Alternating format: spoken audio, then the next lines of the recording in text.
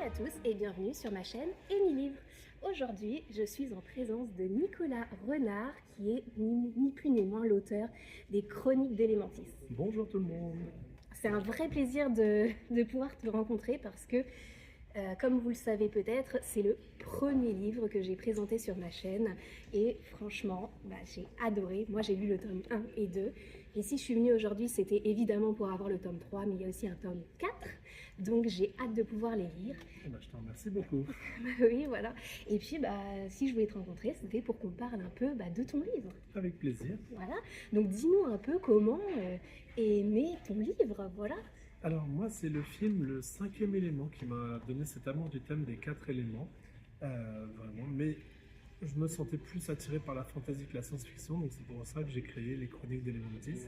Après, je suis aussi un grand fan des héros aveugles qui se battent, comme Daredevil. Je suis un très très grand fan de Daredevil, ceux qui ont un handicap mais qui surmontent leur handicap pour devenir très forts. Et c'est pour ça que Beleriand est aveugle aussi aujourd'hui, parce que c'est le genre d'histoire que j'aime.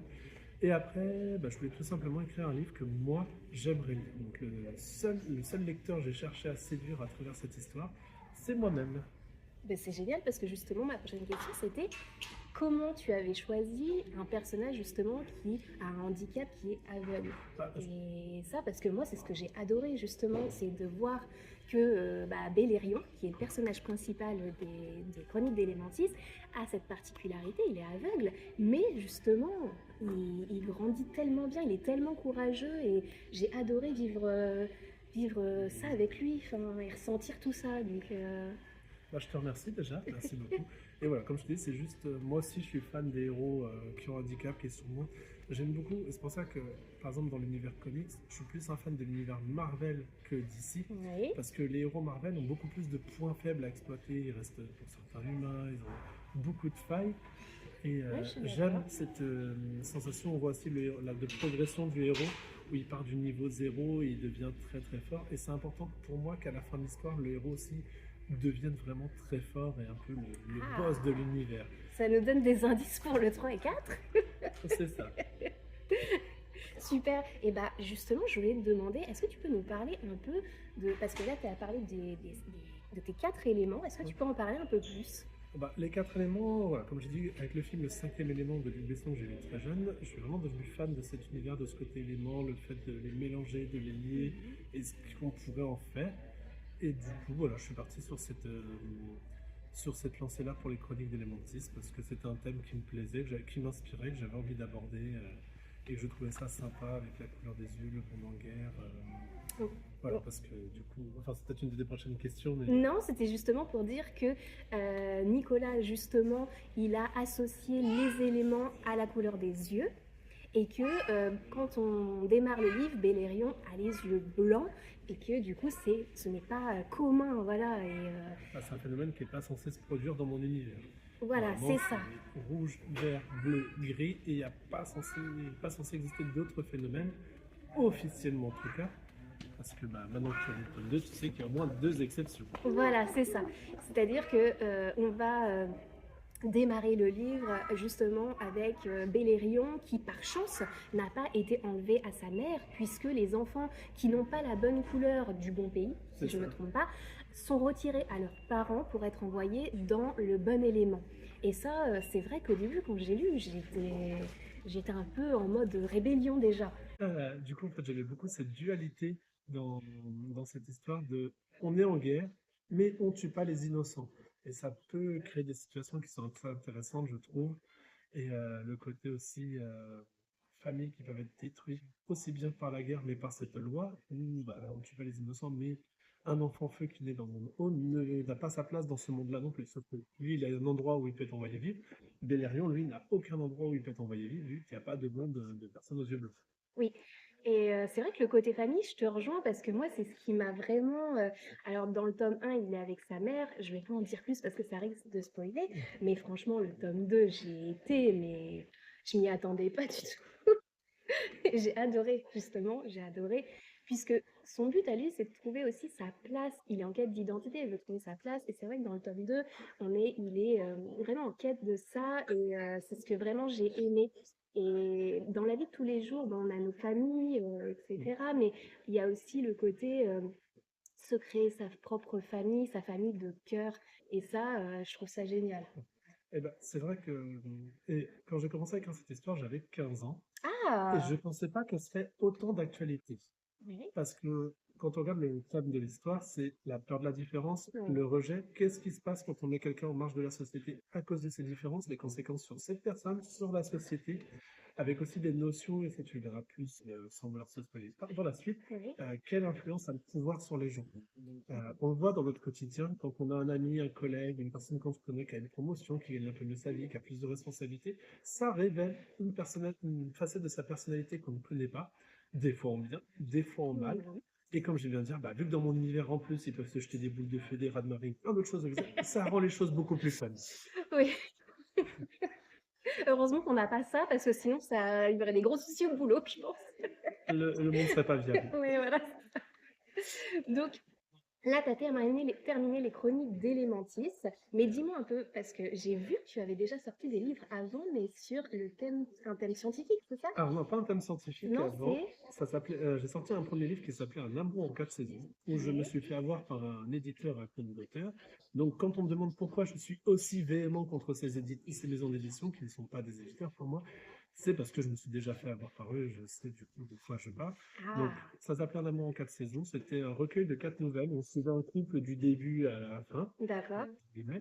Et en 4 nouvelles, et du coup, à chaque nouvelle, je changeais de narrateur. C'est une sorte peut-être que je retravaillerai un petit peu, je la sortirai un jour en e-book, parce que je l'aime beaucoup. Après les Chroniques d'Elementis, j'en ai quand même pas fini avec Elementis, parce que j'ai plein d'idées de nouvelles qui se passent dans cet univers. Donc, il y en a une qui est disponible, je ne sais pas si tu l'as lu, sur la naissance des trappeurs. Donc, Ah non, maintenant que tu as lu Thomas et 2, tu connais les trappeurs dans mon univers. oui. Et ben, je raconte comment cet ordre a été créé. Ah, mais génial. Bah, je te l'enverrai du coup. Ah, génial. Et j'ai plein d'autres idées de nouvelles à écrire pour exploiter certaines choses que je n'exploite pas assez à mon goût dans le roman parce que ça n'avait pas leur place, ou des histoires qui n'ont tout simplement pas leur place dans les romans. Mhm. Là, par exemple, j'avais commencé à écrire, que je vais continuer maintenant, où chaque pays l'a fait, mais je vais raconter le point de vue des Hollandes. Ils ont décidé de garder un enfant des autres pays pour Oui. l'élever et en faire l'espion ultime, entre guillemets, vu Oui. que forcément, il a les yeux, par exemple, si c'est un Aqualien, il a les yeux bleus, donc il peut être envoyé en Aqualis espionner pour le compte des Hollandes. Bon, bien sûr, tous les pays ont essayé, ça ne s'est jamais bien terminé, donc c'est pour ça qu'ils ont tous arrêté à un moment donné, parce que ça se retourne toujours contre eux, donc je voudrais vraiment écrire cette nouvelle du point de vue des Hollandes. Donc j'avais déjà écrit la première partie, maintenant il faut que j'écrive les 3 espions, donc ça serait une nouvelle en 4 temps. Et puis après, j'ai plein d'autres projets de romans en tête. Je parlerai sur un autre compte Instagram que je me suis créé, où je change totalement de registre, mais je reviendrai vers vous un peu plus tard pour en parler. Et évidemment, moi, je vous en parlerai puisque je le lirai. Parce que je sais de quoi ça parle et que vraiment, j'ai hâte aussi. Bah, merci. Et du coup, quand tu nous as parlé de tes projets pour Elementis, est-ce que tu penses que ça pourrait sortir en bande dessinée? Alors, Toi qui aimes le monde du... je verrais plus un manga qu'une bande dessinée. Je Ah trouve ouais, beaucoup de codes du génial. manga, J'adore. mais le problème c'est que moi je dessine comme un pied. Donc je voudrais que je Ah, trouve quelqu'un qui sache dessiner pour travailler avec lui sur cette histoire. L'avantage c'est que tout le storytelling est déjà fait, le storyboard. mhm. Maintenant il n'y a plus qu'à dessiner et mettre ça en scène, mais ça peut être intéressant. Après j'ai déjà commencé à réfléchir à un jeu de rôle et peut-être un jeu de plateau, Elementis. Ah, génial. Ça pourrait s'y prêter. J'adore les jeux de société. Je le Ouais. testerai sans souci. J'aimerais beaucoup un jeu de conquête de territoire un peu à la Ouais. risque, mais sauf que chaque pays aurait sa propre mécanique de jeu. Donc il faudrait Oui. vraiment s'approprier. Et pourquoi pas rajouter des cartes Beleriand qui viendraient mettre le bazar dans la partie de temps Ah en temps, ouais. parce que j'aime le côté. Donc moi, quand je fais un jeu, j'aime vraiment un jeu basé sur la stratégie et la réflexion. Oui. Offrir une certaine liberté aux joueurs aussi. En coopération ou Bah, chacun pour soi? Alors, c'est les deux, en fait. Ah, pourquoi pas. C'est-à-dire qu'on aurait 4 joueurs dans l'idéal, mais on pourrait Oui. être plus. Chaque joueur représenterait un pays, Oui. donc il pourrait s'allier, il pourrait se trahir dans ce Oui. jeu de société. Voilà, il faut le temps que j'ai le temps de me poser, de créer le jeu et surtout la mécanique de jeu qui est le plus important. Parce que le plateau, ça peut aller assez vite, mais créer une belle mécanique de jeu qui est demandée. Et comme je dis, voilà, on pourrait créer tout un système d'alliance et de trahison. Ah, génial. Le but, ça serait d'offrir vraiment une liberté aux joueurs, leur stimuler leur créativité, un peu comme dans un jeu de rôle où au final, il y a les règles, mais c'est à vous de voir ce que vous voulez en faire. Et, et offrir une rejouabilité assez importante. Mais alors, du coup, dis-moi, qui c'est qui dessine Qui Alors, fait des couvertures? pour Parce que la là, couverture du tome 1, c'est la cousine d'une amie qui dessine très bien, qui j'adore, est prof d'art plastique. Malheureusement, elle n'a j'adore. pas eu le temps de faire la suite, donc pour le tome 2, 3, 4, c'est une artiste que j'ai rencontrée qui travaille dans les jeux vidéo. On voit que c'est pas le même style. Oui, On voit, mais franchement, j'adore. Là, elle est très belle voilà, la aussi. couverture du tome 4, c'est vraiment ma Elle est préférée. Moi, je suis sublime. très fan.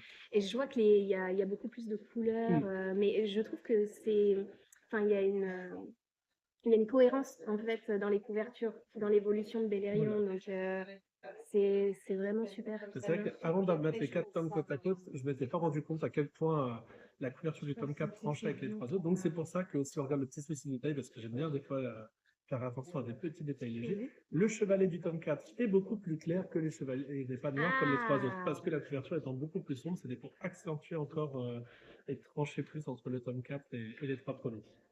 Mais je trouve que c'est bien parce que du coup, ça marque le dernier tome. Voilà. C'est top. Et puis, bah, il y a la petite. Voilà, petite nouveauté que j'ai eu cette semaine, le cadeau d'une J'adore. lectrice. Ah, c'est d'une Ouais, lectrice? c'est d'une lectrice dont je suis très fan. Génial.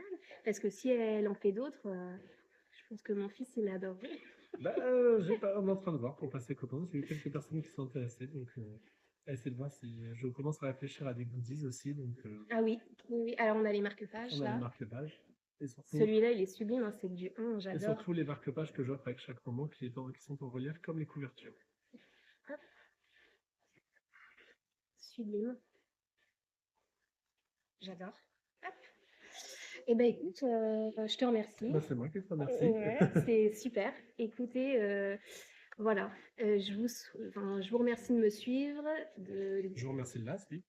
Voilà, n'hésitez pas à aller sur son compte Instagram. Sur Instagram, vous pouvez me retrouver sur elementis.off. J'avais même une chaîne YouTube, mais pour il y a une vidéo dessus, c'était la D'accord. trailer du tome 2, il me semble. Mais non, non, j'ai plein de projets, c'est juste le temps qui me manque aujourd'hui de les réaliser. D'accord. Je voudrais juste rajouter une chose. Si parmi vous, il y en a aussi qui écrivent des livres et qui ont envie de parler, de discuter de leurs projets, de conseils, je n'estime pas avoir vraiment une grosse expertise sur le domaine, mais voilà, je serais ravi de faire avec vous un retour sur mon expérience personnelle, vous orienter dans les démarches et si vous apprendre sur la mise en scène, la vente du roman, c'est un peu mes points forts. Donc n'hésitez pas, vous pouvez venir me solliciter quand vous voulez sur Instagram. Et puis bah moi, vous pouvez me contacter pour que je vous fasse une petite interview. Voilà. Vous pouvez, si vous le souhaitez, me soutenir en vous abonnant à ma chaîne. Vous pouvez mettre un like, un pouce. N'hésitez pas à mettre des commentaires dans la barre d'informations et à aller sur mon Instagram et mon TikTok que j'ai créé hier. Voilà.